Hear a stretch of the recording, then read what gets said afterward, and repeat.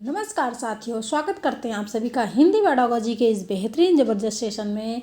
कैसे हैं आप सभी? आई होप कि बहुत ही अच्छे होंगे। तो अब आप सभी के पास कम समय है। इन कम समय में जितना ज़्यादा आप लोग प्रैक्टिस सेट लगाएंगे हर सब्जेक्ट के, जितना ज़्यादा आप टैग वर्ड्स की वीडियो देखेंगे, उतना आपके सीटेट एग्जाम में सारी चीज़ें आपकी बहुत ज़्यादा हेल्प करेंगी। क्योंकि सीटेट आपका हमेशा रिपीटेड प्रश्न पूछता है, प्रश्न रिपीट होते हैं, बस आपको समझने की ज़रूरत है।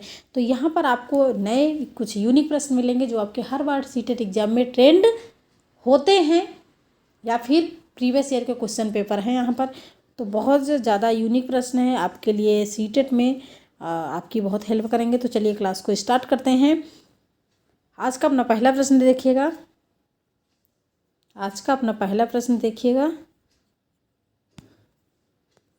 प्रश्न एक है कि भाषाई विकास के दौरान बच्चे का भाषा सीखने का सही क्रम क्या है। यहाँ पर प्रश्न 20 हैं। 20 में आप अपनी तैयारी को चेक करिएगा कि इन 20 प्रश्नों में आप कितने प्रश्नों को सही कर सकते हैं। तो भाषाई विकास के दौरान बच्चे का भाषा सीखने का सही क्रम क्या होता है।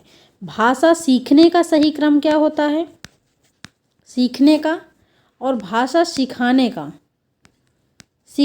सही क्रम क्या होता है, बताइए। भाषा सीखने का सही क्रम क्या होता है और भाषा सिखाने का सही क्रम क्या होता है। तो भाषा जो सीखने का होता है क्रम, वो हमेशा क्रमिक होता है, ठीक है, याद रखिएगा। भाषा सीखने का जो क्रम होता है वो क्रमिक होता है, लेकिन सिखाने का क्रम जो है क्रमिक नहीं होता है। हम बच्चों को क्रम से भाषा सिखा सकते हैं, सुनना, बोलना, पढ़ना, लिखना क्रम से सिखा सकते हैं, लेकिन बच्चा क्रम से सीख नहीं सकता है, ठीक है। तो यहाँ पर जब बात की जाए सीखने की तो एक क्रमिक होता है, और जब सिखाने की बात की जाए तो क्रमिक नहीं होता। और जब यहाँ पर सीखने की बात की गई है तो सी ऑप्शन लॉक हो जाएगा, ठीक है। सुनना, बोलना, पढ़ना, लिखना, शुभोपाली आप याद रखिएगा। हमेशा आपको कभी भी आप गलत नहीं होंगे। प्रश्न नंबर 2 देखिएगा। क्रमिक से प्रश्न पूछा जाता है, भाषा सीखने का क्रमिक प्रश्न पूछा जाता है। त्रिभाषा सूत्र में प्राथमिक स्तर पर किस भाषा शिक्षण को प्राथमिकता दी जाती है। त्रिभाषा सूत्र में प्राथमिक स्तर पर 1 से 5 की बात की जा रही है, तो किस भाषा शिक्षण को प्राथमिकता दी जाती है। अंग्रेजी भाषा को, सांस्कृतिक भाषा को, संस्कृत भाषा को, मातृभाषा को, विदेशी भाषा। तो त्रिभाषा सूत्र में जो प्राथमिक स्तर पर प्राथमिकता दी जाती है वो होती है मातृभाषा या फिर स्थानीय भाषा। बच्चे की मातृभाषा होनी चाहिए या फिर स्थानीय भाषा होनी चाहिए, सी ऑप्शन लॉक हो जाएगा। प्रश्न नंबर 3 को देखिएगा। बोलना कौशल में महत्वपूर्ण है। अगर आप किसी से बात कर रहे हैं, आप बोल रहे हैं, तो उसमें इम्पोर्टेंट क्या है कि आप मधुर वाणी में बोलें, संदर्भ एवं स्थिति के अनुसार अपनी बात को कहना, कैसी भी स्थिति परिस्थिति हो स्पष्ट अपनी बात को कहें, स्पष्ट एवं शुद्ध उच्चारण जरूरी है, या फिर अलंकारिक भाषा का प्रयोग। तो क्या यहाँ पर इम्पोर्टेंट होगा। बोलना कौशल में अगर आप किसी से बातचीत कर रहे हैं तो उसमें इम्पोर्टेंट क्या है, अलंकारिक भाषा का प्रयोग इम्पोर्टेंट है या फिर संदर्भ या स्थिति के अनुसार अपनी बात कह सकना। बिल्कुल सही।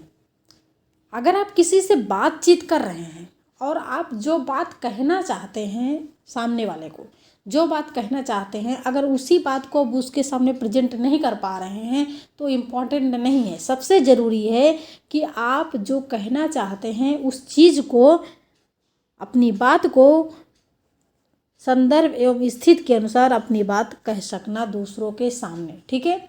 आप जो कहना चाहते हैं, पता लगे आप जो कहना चाहते हैं और दूसरों के सामने आप कह ना पाते हो, शकमकाते हो, तो इसलिए यहाँ पर बी ऑप्शन लॉक हो जाएगा।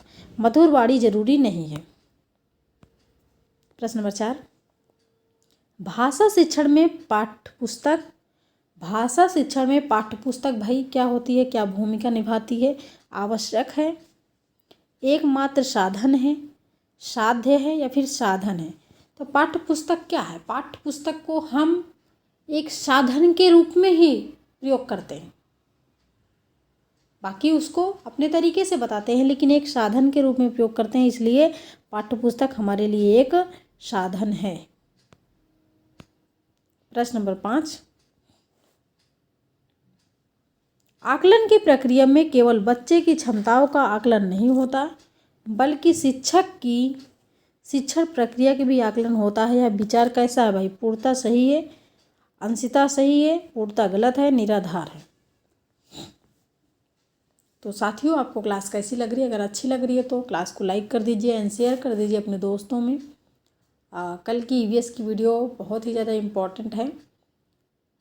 उसमें ऐसे प्रश्न हैं जो सीटेट एग्ज़ाम में पूछे जाते हैं। जो लोग पहले से जुड़े हैं हमसे या फिर जो लोग नहीं जुड़े हैं वो लोग क्लास को देखें और जुड़ने की कोशिश करें।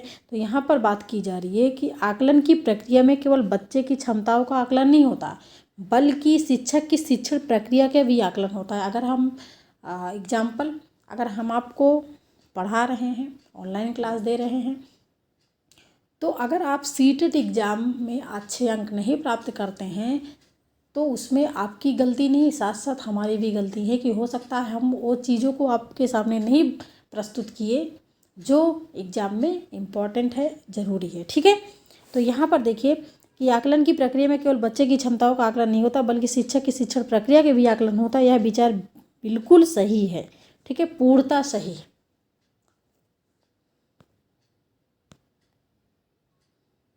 प्रश्न नंबर 6, एक शिक्षक दृष्टिबाधित छात्र को अधिगम में किस विधि द्वारा मदद कर सकता है? अगर क्या है भाई, दृष्टिबाधित छात्र है, अगर एक बच्चा दृष्टिबाधित है, जिसको आँख से दिखाई नहीं दे रहा, जिसको दिखाई नहीं देता, तो शिक्षक उसकी सहायता कैसे करेगा? श्रव्य मतलब उसको कुछ टेप रिकॉर्डर वगैरह सुना के, दृश्य दिखा के, या फिर श्रव्य दृश्य दोनों करा के, दिखा के और सुना के, या फिर सभी। क्या होगा यहाँ पर? अगर बच्चा दृष्टि बाधित है, उसको आँख से दिखाई नहीं दे रहा है, तो दिखाने की तो कोई बात होगी नहीं, है ना। दिखा के तो कर नहीं सकता क्योंकि उसको आँख से दिखाई नहीं दे रहा। तो यहाँ पर सभी वाले ऑप्शन कट जाए, ए ऑप्शन लॉक हो जाएगा, श्रव्य, उसको सुना के।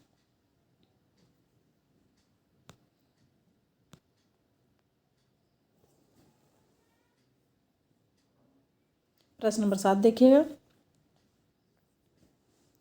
प्रश्न नंबर 7 क्या है कि 8वीं कक्षा में पढ़ने वाला आदित्य कागज पर लिखते समय बाएं हाशिए को बढ़ाता है, मतलब बाएं हाथ को बढ़ाता है। ठीक है, हाशिए का मतलब हाथ, कि बाएं हाथ को बढ़ाता है।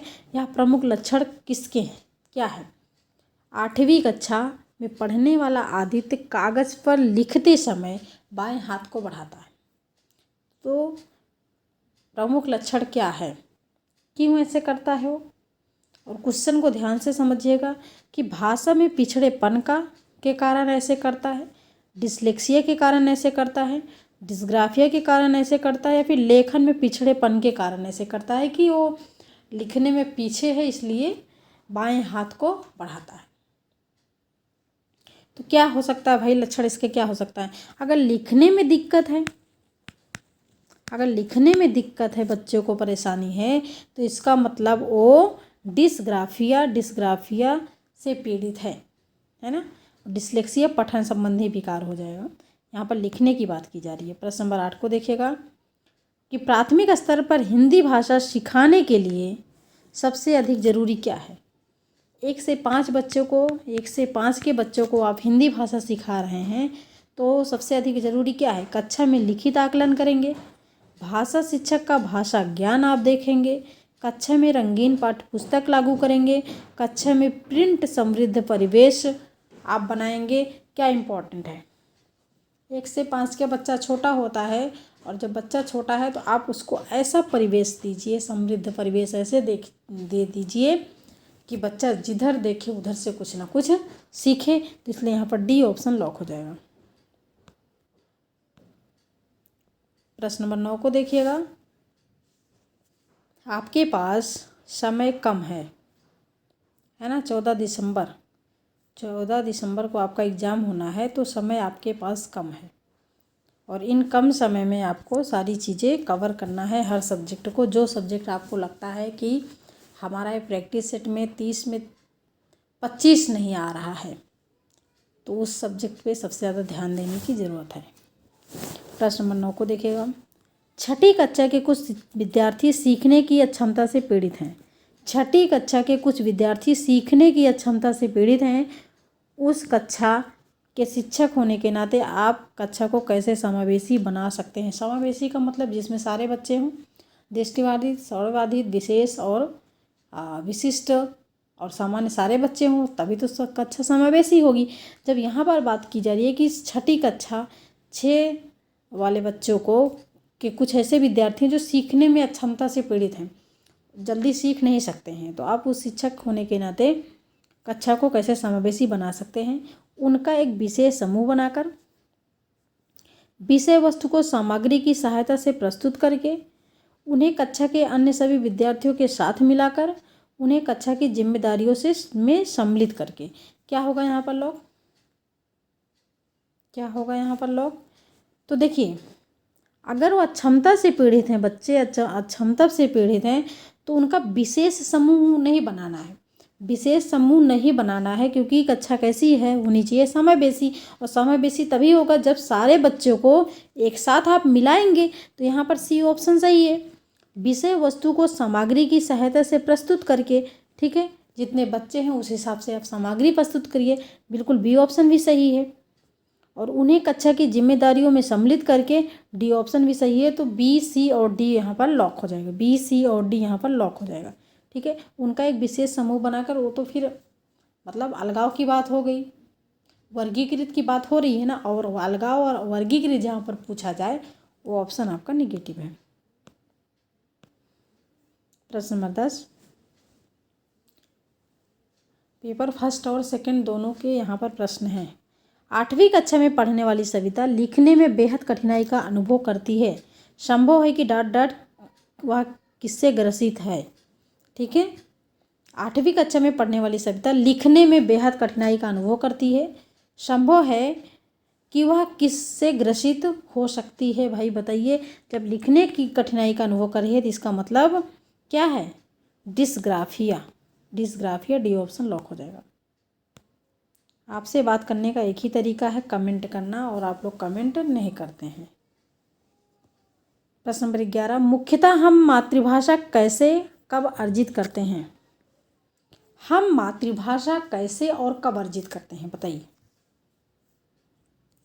बहुत ही ज़्यादा इम्पोर्टेंट प्रश्न है और सोचने आप जैसा प्रश्न है कि औपचारिक अधिगम स्थितियों में हम अर्जित करते हैं और मातृभाषा को सीखते हैं, इसे बोलकर, इसे सुनकर, इसे लिखकर। तो हम मातृभाषा कैसे, हम मातृभाषा, भाई हम अगर मातृभाषा बोलते हैं तो उसको कब अर्जित करते हैं, कब सीखते हैं। अर्जित तो तभी करते हैं जब हम अपने माता पिता का क्या करते हैं, अनुकरण करते हैं। और अनुकरण तभी करेंगे जब हम बात को, चीज़ों को सुनेंगे। तो सी ऑप्शन यहाँ पर लॉक हो जाएगा, सुनकर। ठीक है, हम मातृभाषा कैसे कब अर्जित करते हैं, तो इसे सुनकर अर्जित करते हैं, सी ऑप्शन लॉक हो जाएगा। प्रश्न नंबर 12, भाषा के संदर्भ में निदानात्मक परीक्षण का उद्देश्य क्या है। क्वेश्चन कैसा है, पॉजिटिव है, आंसर पॉजिटिव लॉक करना है कि निदानात्मक परीक्षण का उद्देश्य क्या है। भाषा के संदर्भ में निदानात्मक परीक्षण का उद्देश्य क्या होता है। निदानात्मक का मतलब कठिनाइयों का निदान कर दो। बच्चों हेतु भाषा प्रयोग के अवसर जुटाना उद्देश्य पूछा गया है। बच्चों को अगली कक्षा में क्या है भाई, यहाँ पर है बच्चों को अगली कक्षा में प्रोन्नत करना, बच्चों को विविध श्रेणियों में विभक्त करना, या फिर बच्चों की भाषा प्रयोग संबंधी कठिनाइयों के संभावित कारणों की पहचान करना।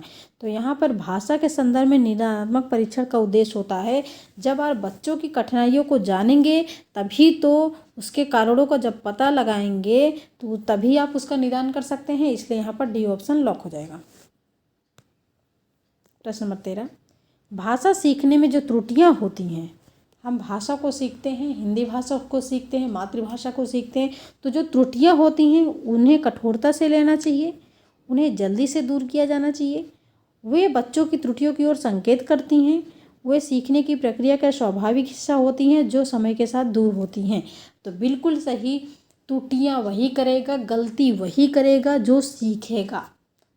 अगर आप सीखोगे नहीं तो आपसे कोई गलती नहीं होगी, अगर आप सीखोगे तो गलती होगी। प्रैक्टिस सेट को लगाओगे तो उसमें आपका मिस्टेक होगा, नहीं लगाओगे नहीं पढ़ोगे तो कोई गलती नहीं होगी। तो त्रुटियाँ जो है सीखने का हिस्सा होती हैं और त्रुटियाँ समय के साथ दूर हो जाती हैं। डी ऑप्शन लॉक कर दीजिएगा।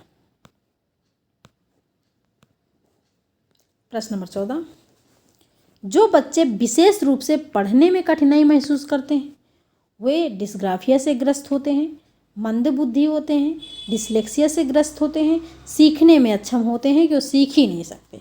बात किसकी की जा रही है? जो बच्चे विशेष रूप से पढ़ने में कठिनाई महसूस करते हैं वो बच्चे कैसे होते हैं? पढ़ने की अक्षमता,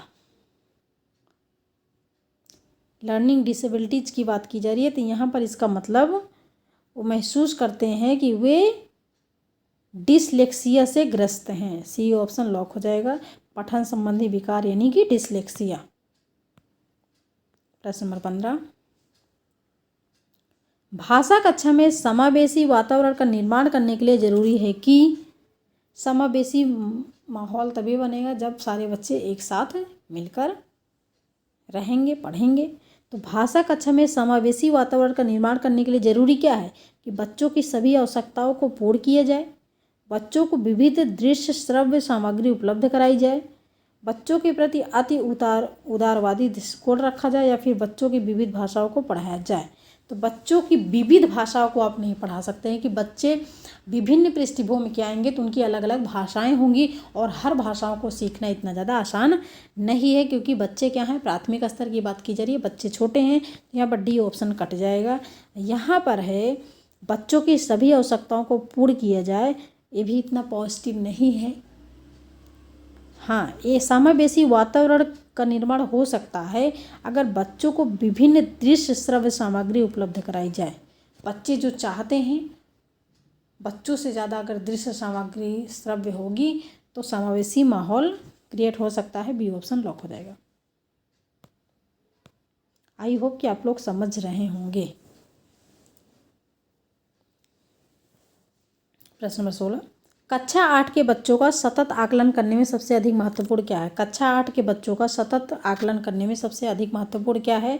लिखित परीक्षा, भाषा प्रयोग की दक्षता, मौखिक परीक्षा, व्याकरण की जानकारी। क्या महत्वपूर्ण है? सतत आकलन करने में सबसे अधिक महत्वपूर्ण है कि आप हिंदी भाषा को पढ़ रहे हो तो भाषा प्रयोग की दक्षता क्षमता होनी चाहिए। ठीक है। प्रश्न नंबर 17, प्रत्यय कहाँ जोड़े जाते हैं? उपसर्ग कहाँ जोड़े जाते हैं?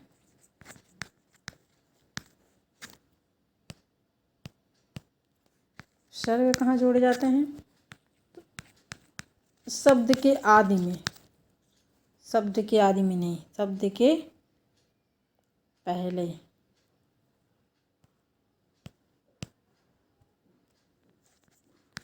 शब्द के पहले है ना। और प्रत्यय कहाँ जुड़ते हैं? शब्द के बाद में, शब्द के बाद में है ना। तो यहाँ पर बात की जा रही है कि इस प्रत्यय कहाँ जोड़े जाते हैं? तो शब्द के आरंभ में, शब्द के अंत में। तो बी ऑप्शन हो जाएगा, शब्द के अंत में प्रत्यय जुड़ते हैं। प्रश्न नंबर 18, कक्षा में शिक्षक को अधिकाधिक प्रश्न पूछने चाहिए क्योंकि इससे, कक्षा में शिक्षक को अधिक से अधिक प्रश्न पूछने चाहिए क्योंकि इससे प्रधानाचार्य प्रसन्न होते हैं, कक्षा का अनुशासन बनता है, छात्रों को अभिव्यक्ति का अवसर मिलता है, शिक्षक को अभिव्यक्ति का अवसर मिलता है। अच्छा बताइए, आप कक्षा में शिक्षक को अधिकाधिक प्रश्न, मतलब आप कक्षा में एक शिक्षक हैं और बच्चों से अधिक प्रश्न पूछते हैं तो उसमें क्या प्रधानाचार्य प्रसन्न होंगे या फिर कक्षा का अनुशासन बना रहेगा? हाँ, अगर टीचर एकदम भौकाल हैं, डरावने हैं और एकदम एंट्री लेते हैं जैसे क्लास में, वैसे ही प्रश्न बौछार करने लगे तो कक्षा अनुशासित हो जाती है। लेकिन अनुशासित होने का मतलब ये नहीं कि वो बेचारे बच्चे खुद से चुप हैं, नहीं, डर के मारे चुप है और डर ही तो नहीं दिखाना है। तो यहाँ पर बात की जा रही है, ए और बी ऑप्शन तो कट जाएगा, सी और डी में लॉक करिएगा कि क्या होगा।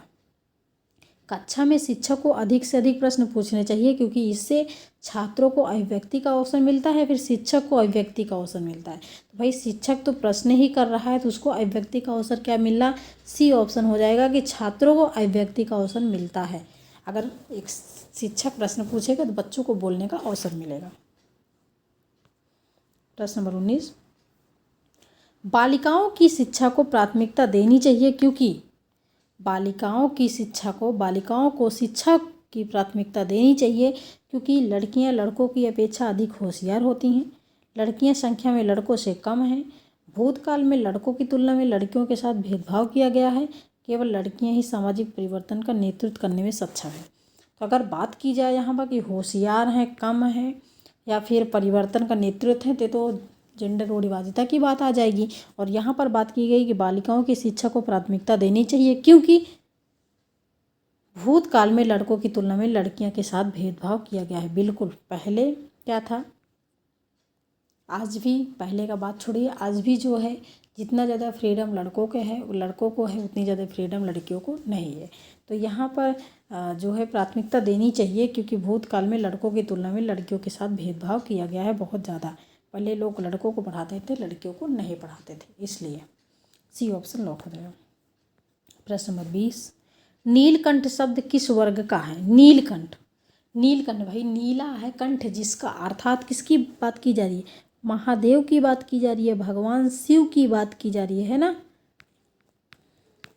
महादेव की बात की जा रही है, भगवान शिव की बात की जा रही है। तो जिसमें तीसरा पद प्रधान हो, यानी कि जो बहुब्रीय समास हो, जितने भी बहुब्रीय समास के पद हों वो सभी आपके योग रूढ़ शब्द में आ जाते हैं। ठीक है, तो यहाँ पर आपका बी ऑप्शन लॉक हो जाएगा। और रूढ़ का मतलब क्या होता है?